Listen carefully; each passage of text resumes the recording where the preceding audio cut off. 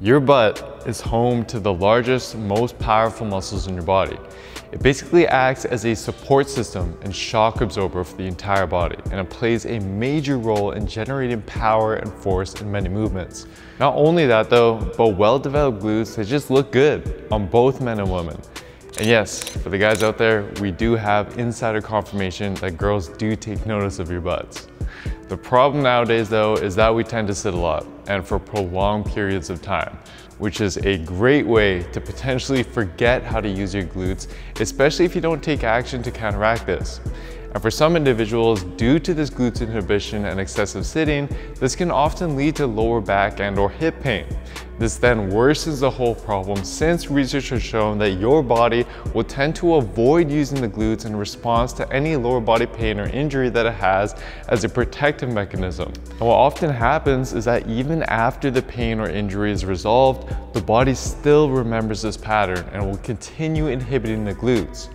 World-renowned spinal researcher Dr. Stuart McGill has looked into this topic extensively, and he terms this phenomenon as gluteal amnesia. Now, the main problem here is that as you forget how to use your glutes due to disuse or pain, your body will compensate. So now when you're squatting, deadlifting, or doing any hip extension movement where your glutes are supposed to be helping out, other muscles will take over instead. And oftentimes it's the hamstrings and lower back that take that extra load, which not only inhibits your glutes development, but is also why we commonly see this pattern of weak glutes, tight hamstrings, and lower back pain. It can even get to the point where simple tasks that involve hip extension, like walking or jogging, will cause lower back discomfort because the glutes are essentially just turned off. So, long story short, your glutes are important. And to find out if your glutes may indeed be needing some more attention, there's 4 key indicators that we can look at. First, if you just generally have a hard time feeling your glutes working or contracting them during your lower body exercises and your lower back and your hamstrings just tighten up instead, then this is a good sign that the glutes aren't activating how they should be. Second, perform a single leg glute bridge like so, with one leg straightened and the other leg bent on the floor. Hold this position with your hips in the air.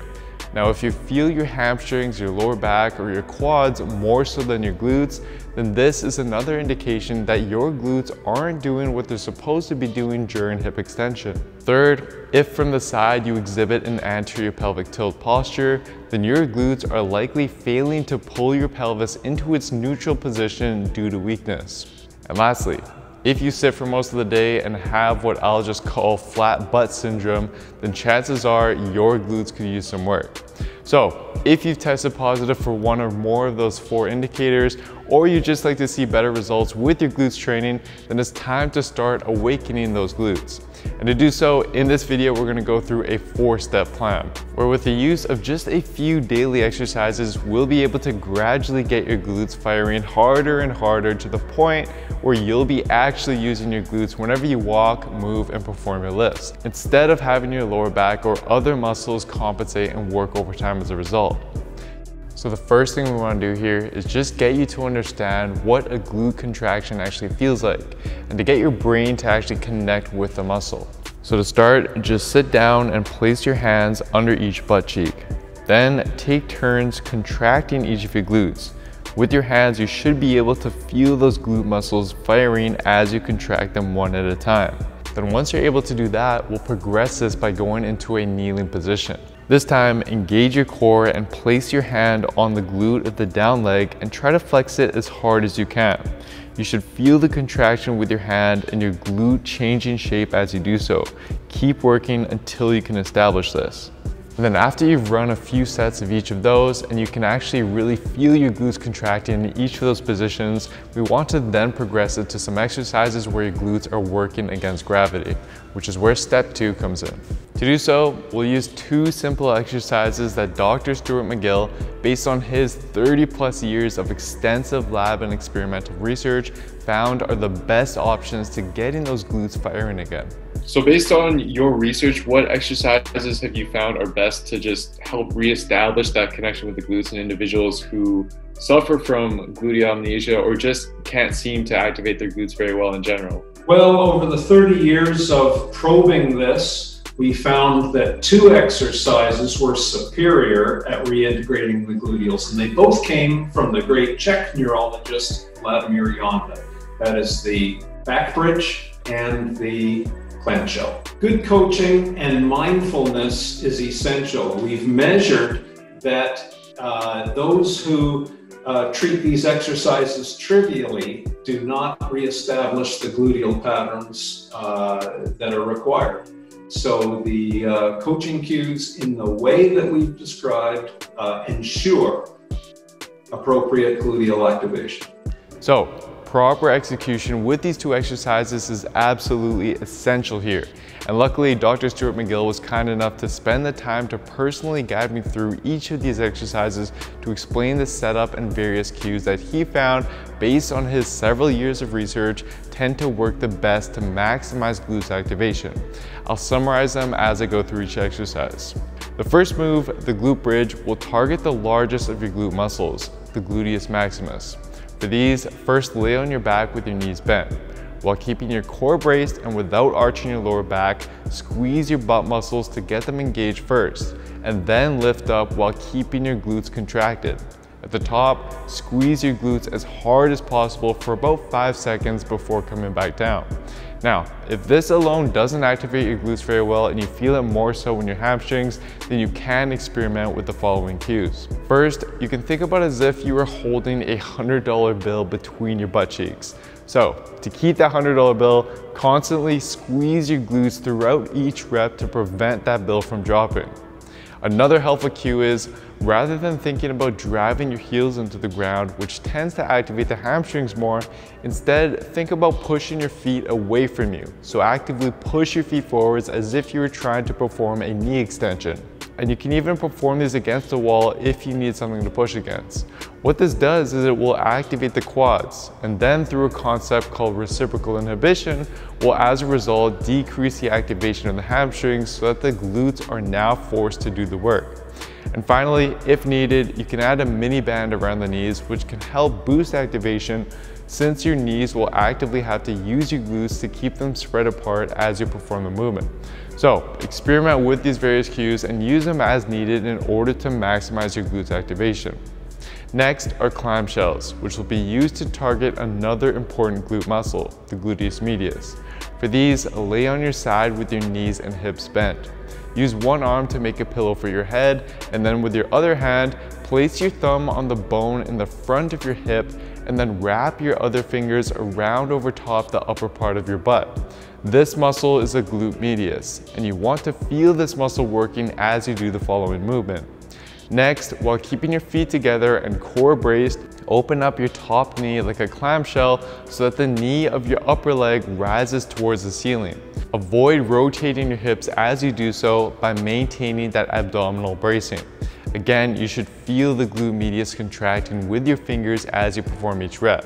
And as for sets and reps of these exercises, Dr. Stuart McGill recommends 3 sets of 10 reps, but with each rep performed mindfully and with a strong activation of the glutes. Now, once you do get back to a point where your glutes are firing and you're feeling a lot more relief in your lower back and your hamstrings, you want to then start progressing your glutes with more and more resistance and load and training them in different movement patterns. And to do so, there are 3 exercises that Dr. Stuart McGill recommends are best. So Stu, now once we do get back to a point where our glutes are back on, so to speak, what should we then progress to in order to further challenge the glutes with more resistance and or load, and just to get them reintegrated with our other lower body muscles? Number 1, lateral step up. It challenges the gluteals in hip extension, but also in abduction or frontal plane strength, which is glute medius. So it's an outstanding exercise to stimulate to a very high level the glutes, but it's a very mild exercise, so it's easy on the body.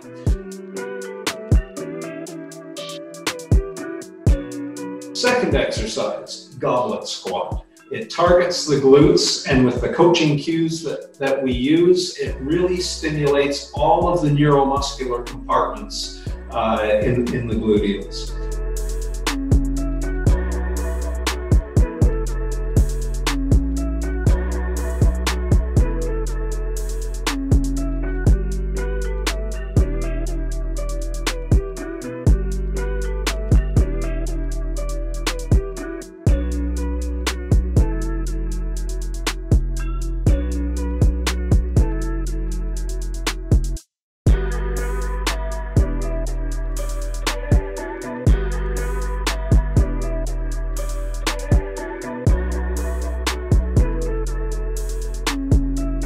third one, the cable pull through, really sets up squats, deadlifts, and some of the more power type of exercises that some of your listeners will be very passionate about.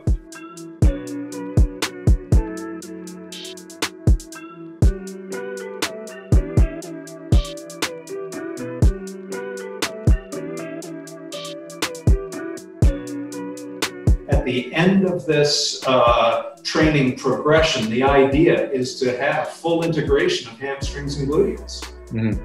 Now, as Dr. Stuart McGill suggested, these exercises are essential to just get your glutes back in the habit of knowing how to properly fire and work with your other lower body muscles. Then eventually you'll be able to do your more demanding exercises like split squats, barbell squats, and deadlifts, and gradually load them with more and more weight. But this time with the glutes actually doing what they should be doing as opposed to having other muscles compensate instead. Until then, however, focus on these progressions. Now lastly, although you will likely have success with the previous steps, it's important that we don't overlook a potential root cause of all of this: too much sitting and inactivity, which is where step 4, prevention, comes in. You want to avoid prolonged periods of sitting where you just aren't using your glutes at all, and instead get up and take a walk or have a stretch at least between every 30 minutes of sitting. And even better, during your breaks, perform what I'll just call a wake-up exercise for your glutes.